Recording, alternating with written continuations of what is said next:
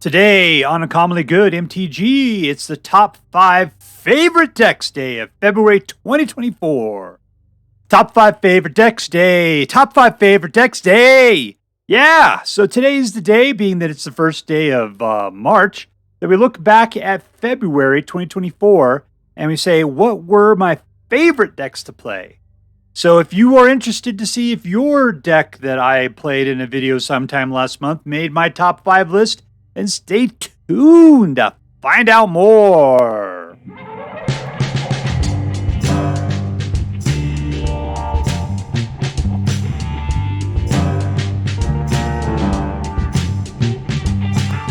Hello and welcome to Uncommonly Good MTG. I'm your host and the new starting point guard for your Milwaukee Bucks, Dr. You Can't Suck It!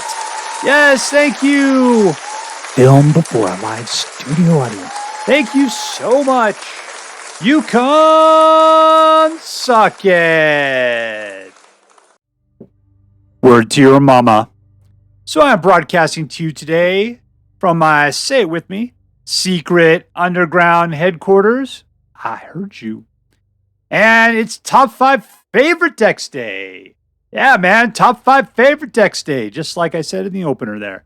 So what's the deal with top 5 favorite decks day? Well, the deal is at the beginning of the month, I like to look back at the previous month and say, what were my 5 favorite decks we played? And we'll talk about how awesome they were. So that's what we're going to do.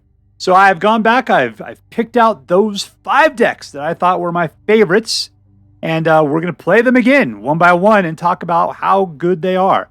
And if you're the one that put out that deck, we'll talk about how awesome you are. All right, so first of all, let's talk about what makes a deck one of my favorites. Number 1, a deck has to have a good chance of winning. That means that I'm looking for a deck that probably has over 50%. If we do less than 50%, you're losing more games than you're winning. Not going to stick up with me.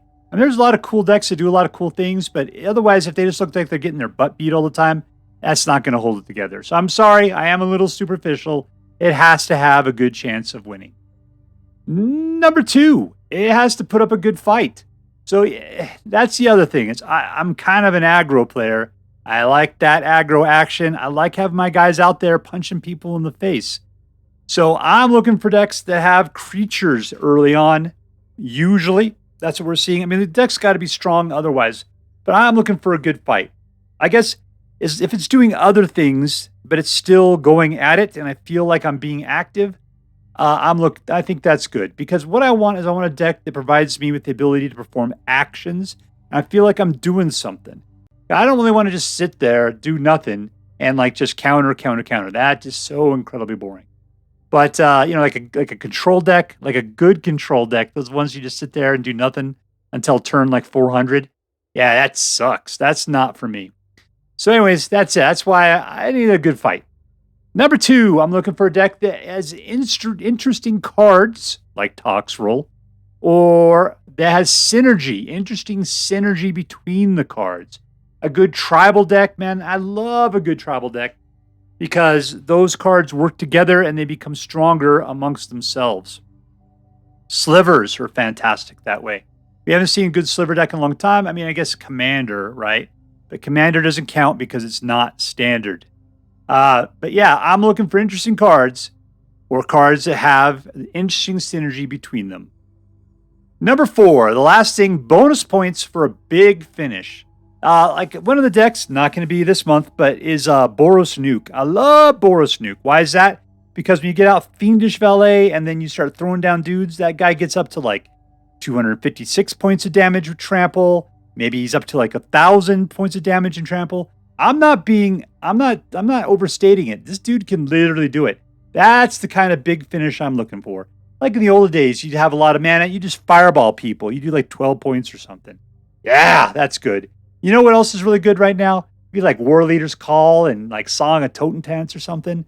Man, that is a great big finish. Because you're just dropping those things down. You're doing points of damage for every rat you put out. Plus, then they get pumped up. for 1+, just because the Warleader's calls out there. So those rats are at least a 2. And they're all charging in with haste. Oh, that is a beautiful bomb. So anyways, those are the 4 points that make my decks a favorite deck. All right, so that's it. But what we're going to do is we're going to start the countdown. But before we do, let's say our prayers and talk about what's best in life. Hands together, everyone.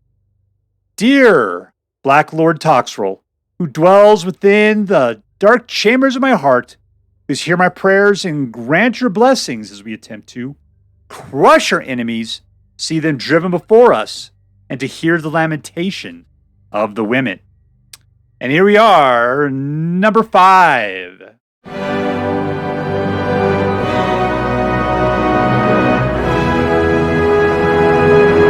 Against Starscream. That's who we're playing against. Starscream. Looks like Electrified Dave Gruul. Keep it.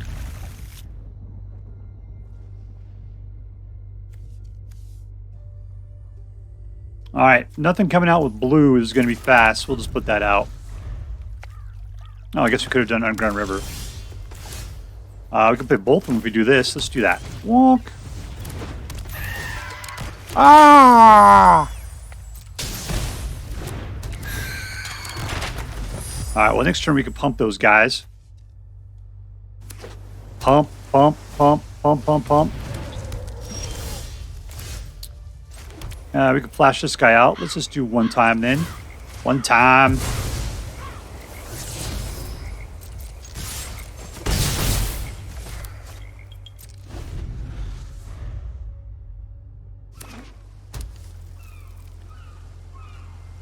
All right, what are you doing, Smokey? You got 4 mana. You guys should be able to play something.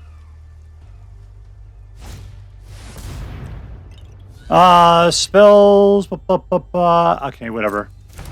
I'll kill it when my turn comes around.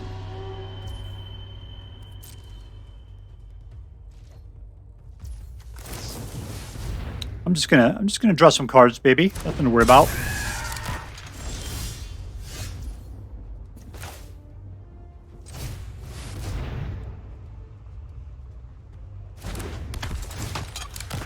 Oh, no. No, thank you. Smoke it!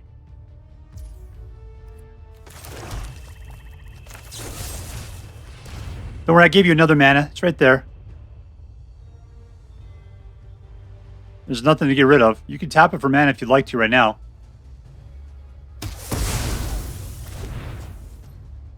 Go, go, go, go!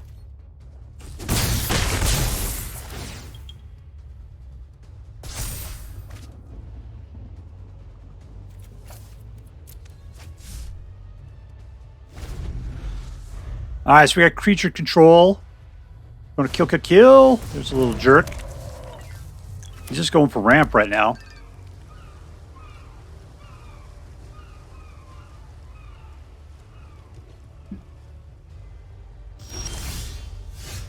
Let's bat him up.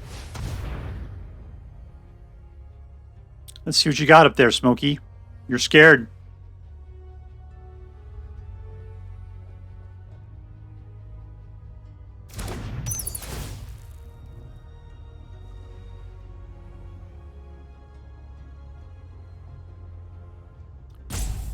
All right, we got 3 mana potentially. It seems like you want to get rid of the Kite Soul so you can get your other guy back. He's probably a part of your combo.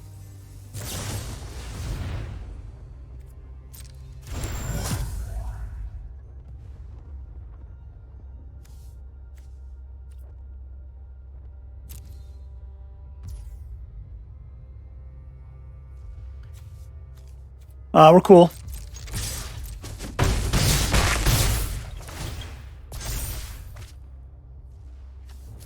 We're just going to keep killing. He's not going to like it.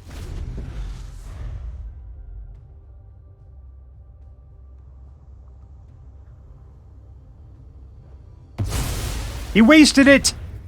He took it out.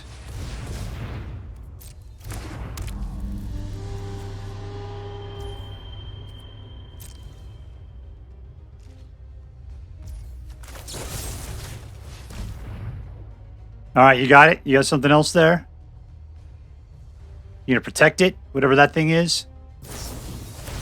He wants to protect it. That's fine. I'll just kill it on his next turn then.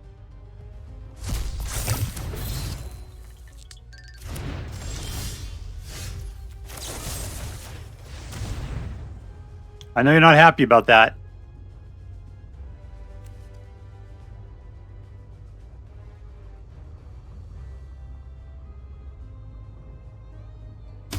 Gone. All right, here we go.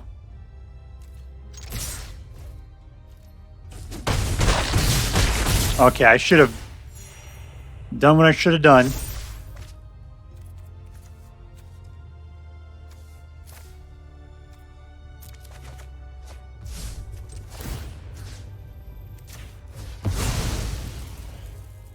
What's next? All right, so long goodbye should take something out. That's no problem. I got more than enough guys. Unless he wipes the board. I'm expecting pee pants here as soon as he draws his card. All right, that's the end of it. Are you going to stick it out, actually? Good for you, man.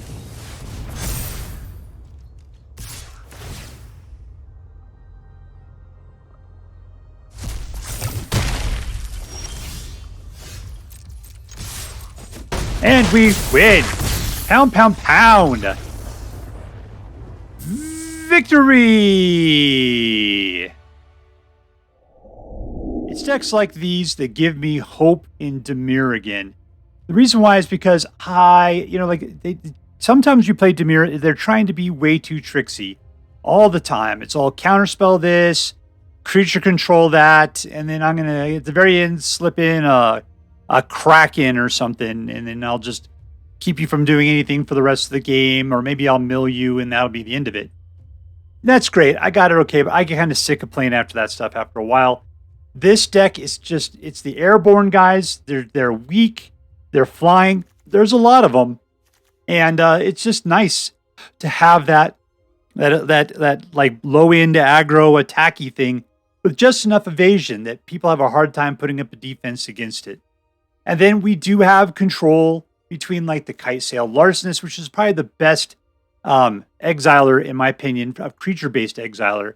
Just because usually people just start gunning for whatever you put out. In this case, this guy comes out with a little bit of ward that keeps him protected. They always think, I'll just end up using my guy's treasure anyway, but everything's great. There's just no reason to go after it. So, there's so much good value from the Kite Sail Larcenist. But you've got, cut downs in here. You got Long Goodbye, Go for the Throat, Liliana, Ear Tie, Virtue Persistence, tons of great control. So it's like black doing what black does nicely. You got blue doing a bunch of airborne stuff.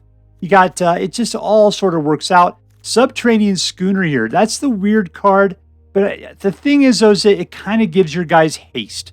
That's what I like about this thing. And the reason why, because if you put out your Subterranean Schooner, you put out your other guy who doesn't, nobody has haste in this deck, actually. And it's like, you know what? You're just going to pilot this schooner. That's what you're going to do. And you have 3-4 attacking. And it's nice because then your other dude explores, which half the time or more is going to pump them up by a Popo counter there. So yeah, it's just a nice, clean, simple deck that's got, it just feels right when you're playing it. And it does what blue does well, it does what black does well, and that's what I really like about this deck. That's what made it probably one of my favorite decks of February 2024.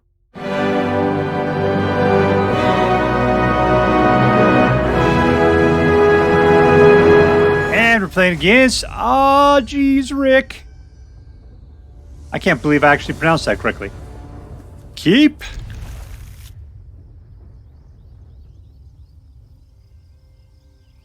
So you're playing mono black, half skeletons. All right. Skeleton. You get to 3 quickly. I don't mind putting out some dogs, I guess. Get him, skeleton. Is this guy playing Warleader's Call? I'm giving him his dogs. I don't know. It's playing Naya. I think they could do that. Yoink.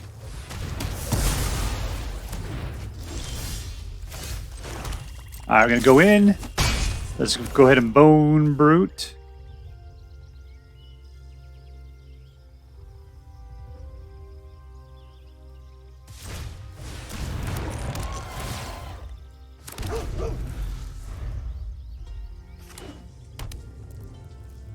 All right, there's the cute puppies.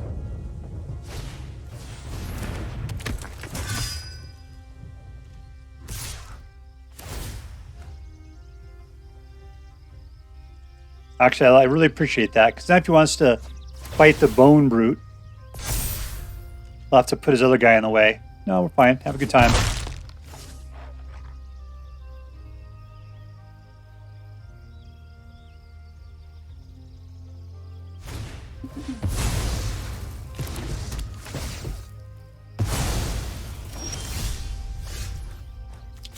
Well, that was just rude.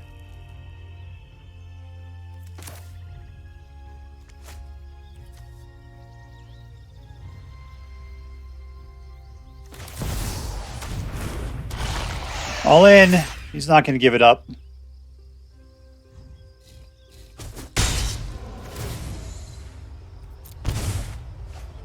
All right, nice. We got 4.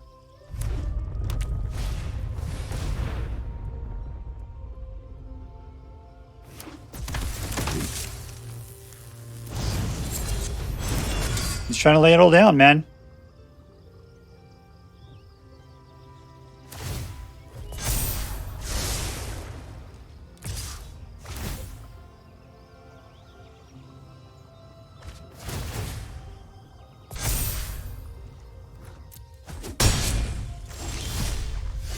All right, see what he's got up there.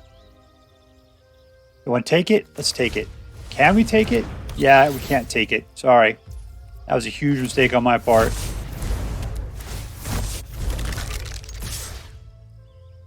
I was thinking, oh yeah, we can steal that, but no, we can't.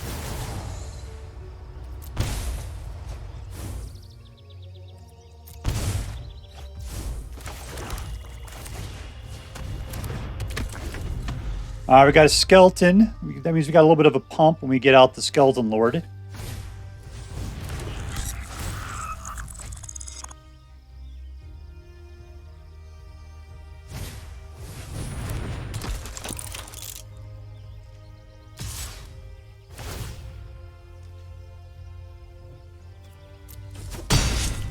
I'm down to 9. Let's see, Death Touch at 3. Yep. It's flying. Okay, good for you.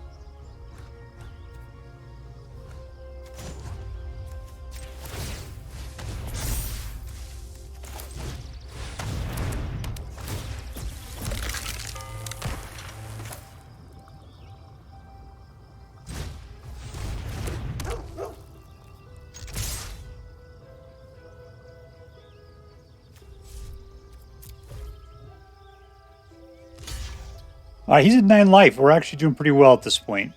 He's got to jump in front. That's a lot of guys. He's down to 2, and we're up to 10. Yeah, all right.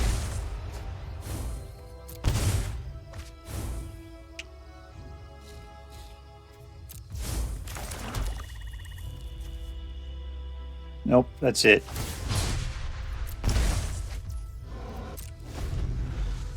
All right, so he's got to be worried here, because if he tries to attack me with everything...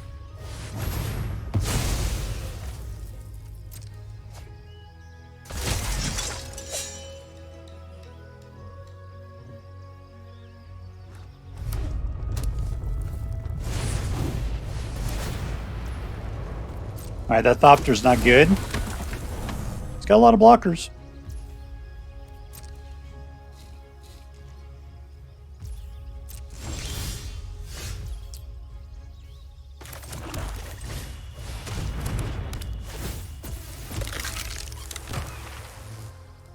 All right, so we attack now. Let's just do it. Whatever, man. All in.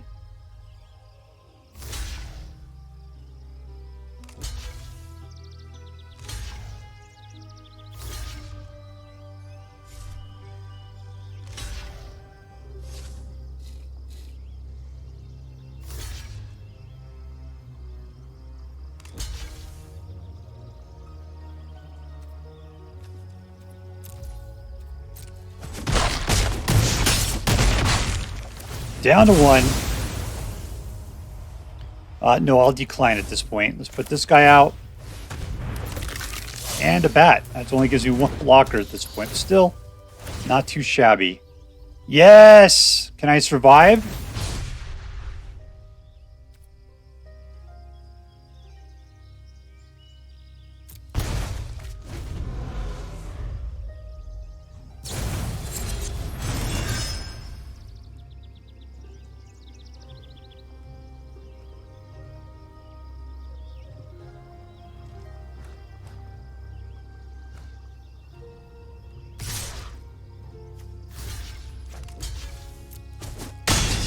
Alright, so I'm back up. He's down. He's still at 1. I can put out Shouldered. Win this thing next turn. Also, just have to get one guy slipping through. I won the game. Alright, there you go. Half skeleton. Skeletoning it like skeletons like the skeleton. Alright, so here we are at the half skeleton tribal deck. You know what? I played it that one time. I thought it was good. I just played it now. Still good. I like it a lot. You know what I really like about it? I like the skeleton action here. I like the fact that Corpses of the Lost makes it into a skeleton lord. I like the fact that, what is it? In haste, you get hasty skeletons as well, right? There's a lot of, that's probably what I like about it, is the haste and the pump. Reminds me a lot of what Mono Red likes to do. And that's probably what I like about them so much. It just seems like people can't, they can't expect what's going to happen when your dudes come out and they're hasty. So that's what I like a lot about this. It seems like you get out a few skeletons. They seem like, well, they're kind of weak, whatever. And all of a sudden, Corpses of the Lost come out. Suddenly, they're a lot more squirrely than normal. This deck has some good control into it. It's just good. It's an all-around good deck. The other half of the deck, Shouldered, Gix, Rankle's Prank, the other, good creature kills and stuff. Yeah, they hold the deck together. But the flavor, man, the chocolate syrup on top of your donut, that's the skeletons. And that's what I really liked about it. I really enjoyed the flavor of this particular deck. I thought it did a great job. So that's pretty much why it was one of my favorite decks of February 2024.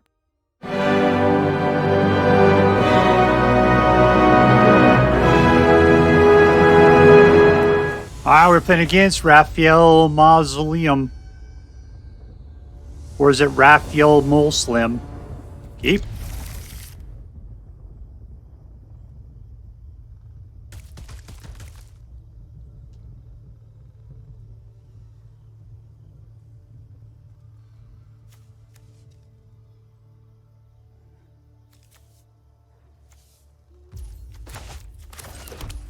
And, oh, cool. Here's turn number 2.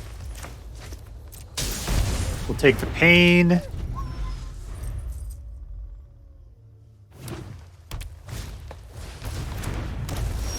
Number 3 with another Merfolk gets us into a Sentinel. What does this guy even do? Face down creatures, alright. Plus he's a mana elf. Mana mole.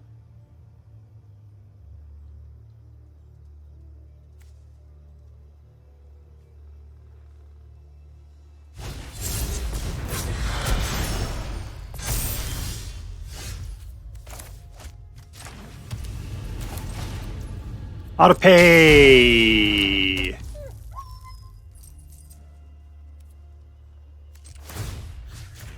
Let's pump that guy up. There we go. Let's put out a couple of dudes.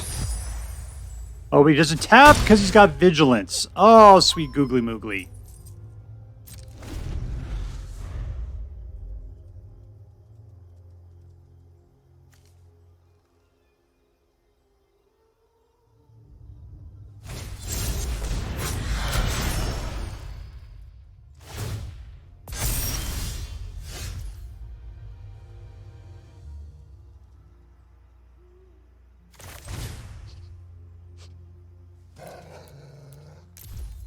All right, we're going to go for the super pump. Wow, that was a lot of land.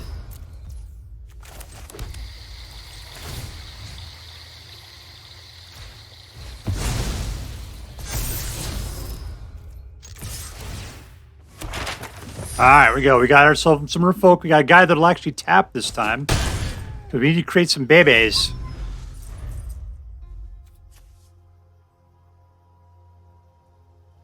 Oh, he only has 2 mana. That's bad for him.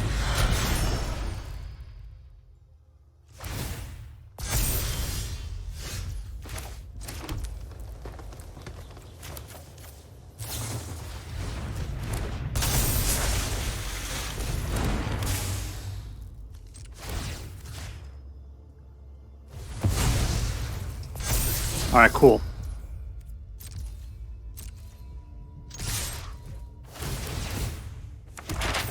There we go. All right, you want to start losing guys? You got to put 3 in front of them. There you go.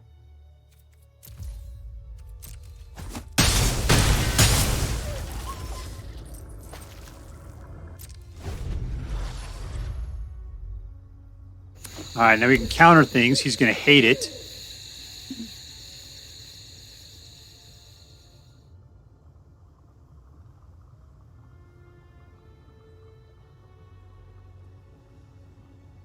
Because you only play 2, and then I can counter it for 1. Yeah. And there we go. I win. Victory! All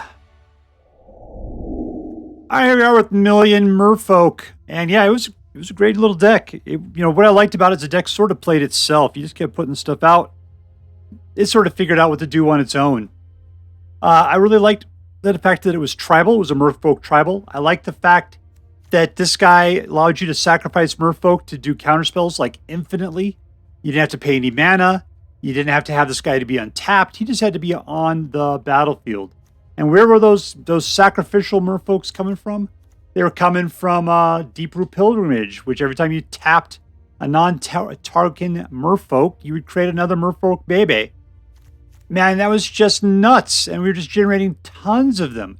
The only guy that was bad to me was the Sentinel names of the name. When this guy came out, he's got some meat on him, but he's got Vigilance, so he doesn't tap.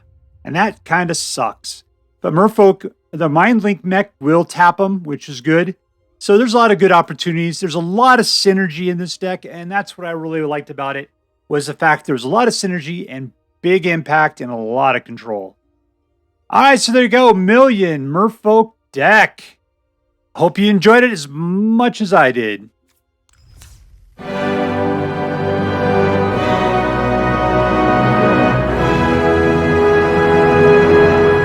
And we're playing against Skelendros. Hey there, Skelendros. It's me, Dr. Suckit. Keep.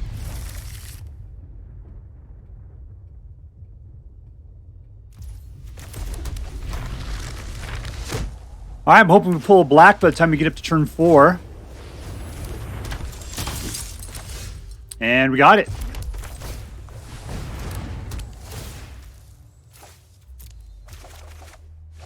Ooh, we got all the combo going there, baby.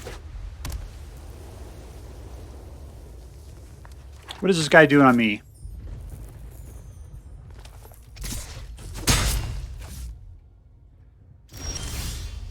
All right, turn 3, nothing to do. I'm good. Let's just leave it.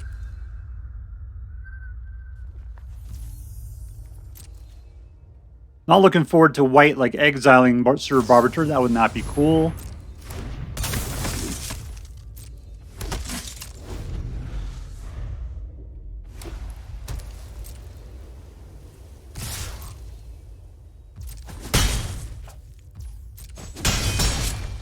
All right, and here we go. Let's put him out.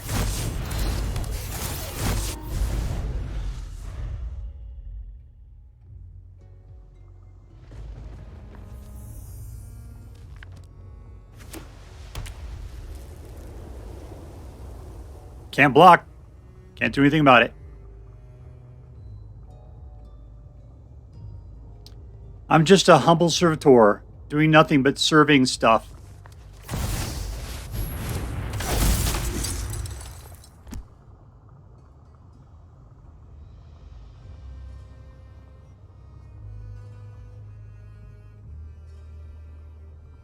All right, come on in, Jumping Jack Flash. You know what to do.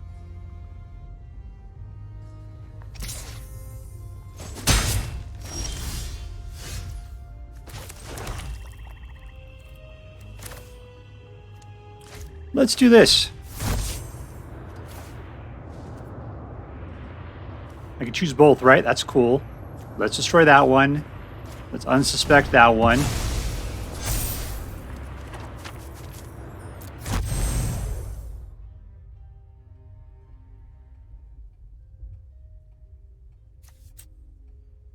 I don't have to activate it. Everything's cool. Let's go in. That's fine. All right. I mean, thinks that some stuff's going on there. Ooh, don't need the new lands like that. Let's go digging.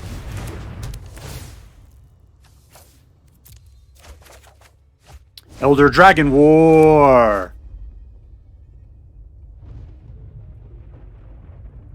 As long as I keep Servitor from getting exiled, we're going to be really good. So far, so good.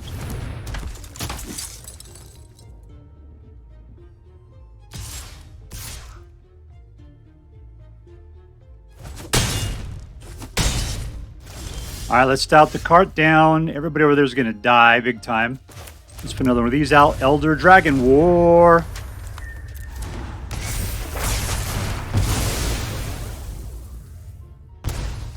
All in.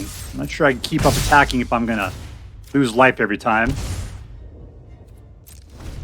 What do I get here? Discard cards, draw that number, create a dragon. All right. I got plenty of land, I'll tell you that. We can get rid of all that stuff.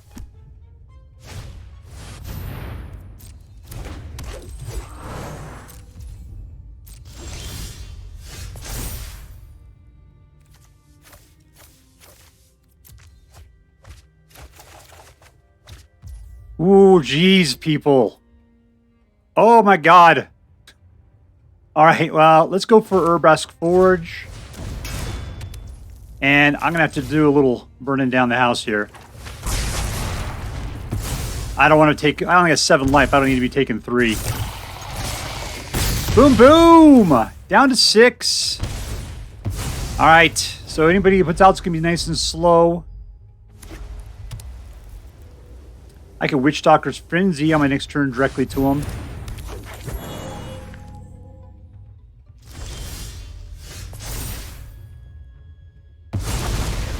All right, let's just pop it.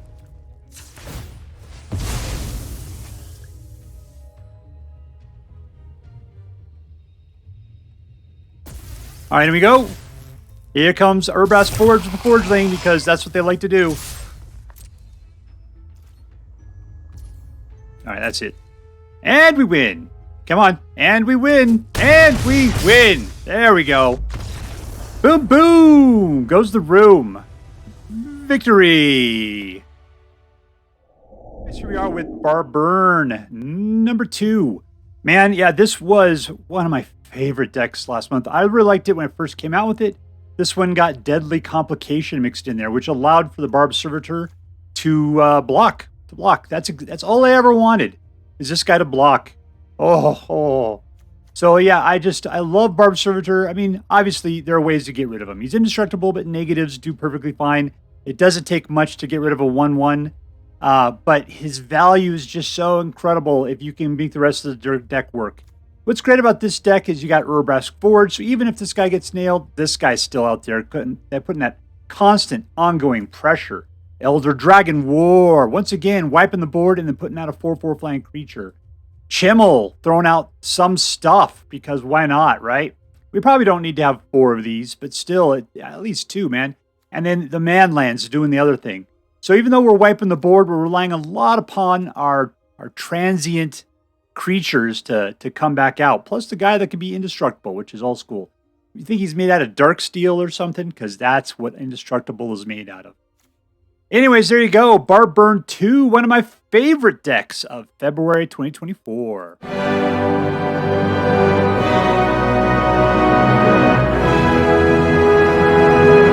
All right, we are playing against Nano.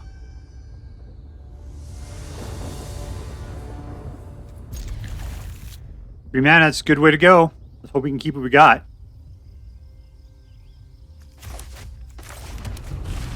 Can't do anything. We get everything here is a 3. It's all black. We're going to be playing discard again. Is that the deal? 2. Nothing to do. I don't want to put out one stupid rat. 3 Warleader's Call.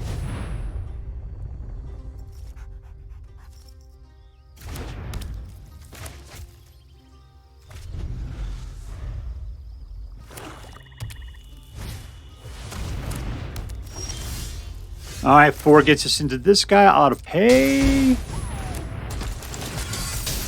And shot in the face. All right. Now we got to start throwing rats out.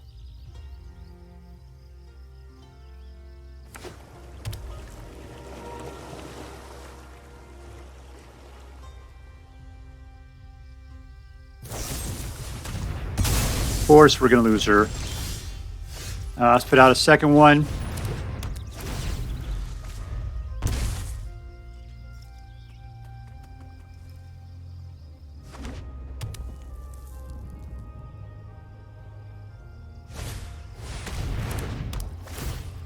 Yikes. That is not great for us. That's it. I want to keep the Totem Taunts at this point.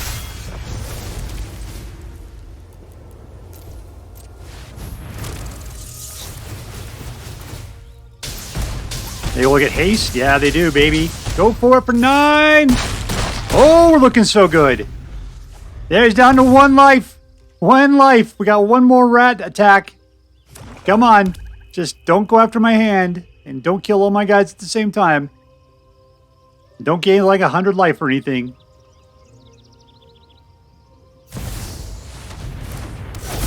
Ah, we're cool.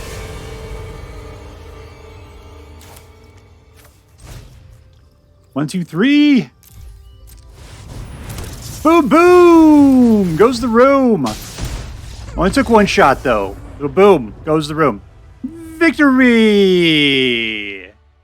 All right, so here we are with Song of Warleader. And man, this was such a fun deck. You know, it's Warleader's Call and a bunch of little dudes. Sure, that's very hot right now. It's just like Hansel. He's so hot right now. Totally, man. Yeah, it's a great card. It just speaks to all the little like weenie swarm dudes out there. Great. But what makes this deck so much more fun is Song of Totem-Tans, because you put out a Warleader's Call, at which point then you put out a bunch of rats, and then for each rat you can put out, which is going to be at least 2. Let's just pretend a minimum of 2, right? That means you're doing 2 points of damage, and then they're coming out. They come out hasty, and they come out as 2/2s, which means that provided you can get in with the attack, you're going to do an additional like 4 points of damage, which means 6 total points of damage. And that's like at a minimum. At a minimum. So yeah, this deck is rocking. And secondly, if you can get out Oxonil here, that if he just happens to be sitting out and you manage to play this, that means that for each one of these shots, instead of doing 1 point of damage, you're going to be doing 4 points of damage. So that would mean 8 points of damage this way, then plus an additional 4 that way, making for a total of 12. At a minimum, right? At a minimum. All right, so anyways, that's what's so great about this deck in this particular version is because it is so explosive, which is what I really like in a good deck, is that you can get your stuff out. It's like a fight along the way, but when the final battle comes, you are just raining down horror on them like it's Judgment Day. So anyways, that's what made Song of Warleader one of my favorite decks. So this was my top 5 of February 2024. I was surprised that Song of Warleader ended up being my favorite deck. I thought it was going to be more like 2 or 3, but replaying it again and having that thing go off at on that massive bomb at the end, where you got the Songs of Totem-Tans interacting with the Song of the Warleader, or the Warleader's Call. Man, that combo is just so incredible that it became my favorite action and therefore my favorite deck of all of February. Barbed Burn, number 2. That was also very good. I'm actually really looking forward to Barbed Burn number 3. I've already got some good ideas for it. The question, though, is that, the more you put in of something else, the more you take away from the essence of what made Barbed Burn so good in the first place. But we still got Barbed Burn 2. We know it's good. It's worth playing. Yeah, I'm looking forward to seeing what Barbed 3 does. Merfolk was good. I mean, the thing about Merfolk, the reason why I made number 3 was just because it's so good unto itself. It just, you got all those little Merfolk babies, the ability to sacrificing for countering to keep people from doing things. Ultimately, I mean, that could easily be your favorite deck. It's not mine just because I'm not a big fan of counter spells, but I did enjoy it being tribal. I can't see myself playing it in the long run, but man, it was fun to play. It was one of my favorites of last month, definitely. The skeleton half tribal was really good just because of the skeleton theming to it. I just, for some reason, that really like vibes with me, and I could feel it. I liked seeing the kind of bomb that the one skeleton, the skeleton lord thing that comes out does. It all worked. It was a great deck. It won a lot. I know that the other cards in there probably, is the bass player of the band holding it together, but the skeletons made the deck fun. And lastly, Airborne Control, it made the deck just because it was good. It was a good, solid, clean deck, and it had a lot of flying guys in it. And that the control back into it, chef's kiss, totally worth it. It was just a great, solid deck, and it was a joy to play. All right, so there you go, my favorites of February 2024. I hope that you agree with me. If not, I'll see you in the comments down below. Enjoy yourself, everybody, and good night. All right, that's all for now. If you enjoyed this video, please make sure to like and subscribe. From all of us here in the secret underground headquarters of Uncommonly Good MTG, have a great day. See you next time, Space Cowboys. Later.